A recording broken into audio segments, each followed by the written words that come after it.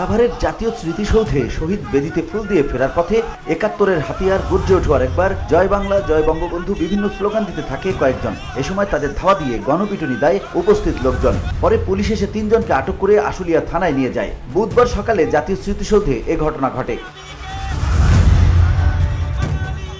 এক প্রত্যক্ষদর্শী জানান, তারা বিশৃঙ্খলা সৃষ্টির লক্ষ্যে স্মৃতিসৌধে এসেছে। তারা অ্যাকশন ও জয় বাংলা সহ নানা স্লোগান দিতে থাকে। পরে জনতা তাদের ধাওয়া দিলে পালিয়ে যাওয়ার সময় পুলিশ ৩ জনকে আটক করে। তারা বলেন, আমরা মুক্তিযুদ্ধের সপক্ষের শক্তি, আমরা স্বাধীনতার সপক্ষের শক্তি। আমরা স্মৃতিসৌধে এসেছি, জয় বাংলা জয় বঙ্গবন্ধু বলে স্লোগান দিয়েছি। আমরা কোনো বাধার সম্মুখীন হইনি। জয় বাংলা স্লোগান দেওয়া ব্যক্তিদের মধ্যে একজন বলেন, আজকে স্বাধীনতা দিবসে আমরা স্বাধীনতাকে বিকৃত হিসেবে পেয়েছি। দ্বিতীয় স্বাধীনতা বলে কোনো কথা নেই। বসুন্ধরা, উত্তরা, বনশ্রী, কুড়িল ও বাড্ডা সহ রাজধানীর বিভিন্ন স্থানে অভিজাত ও অত্যাধুনিক মানের ফ্ল্যাট কেনার এক নির্ভরযোগ্য প্রতিষ্ঠান প্লেজেন্ট প্রপার্টিজ লিমিটেড। তাই আপনার স্বপ্নের আবাসনের জন্য আজই যোগাযোগ করুন।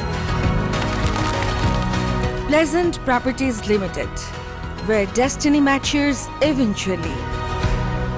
সাভার সার্কেলের অতিরিক্ত পুলিশ সুপার মোহাম্মদ শাহিনুর কবির জানান, কতিপয় লোকজন বিশৃঙ্খলা সৃষ্টির জন্য স্মৃতিসৌধে এসেছিল। তারা নিষিদ্ধ সংগঠনের বিভিন্ন স্লোগান দিচ্ছিলেন। পরে পুলিশ তাদের ৩ জনকে আটক করে থানায় নিয়ে যায়। বাকিরা দৌড়ে পালিয়ে গেছে। VOD Bangla news desk.